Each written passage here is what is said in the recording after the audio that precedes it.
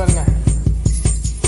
நான் தூங்கும் முன்னே நீ தூங்கி போனாய் தாயே, என் மேல் உனக்கென்ன கோபம்?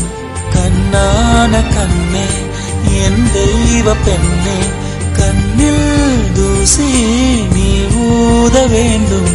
ஐயோ ஏன் இந்த சாபம் எல்லாம் என்றோ நான் செய்த பாவம்.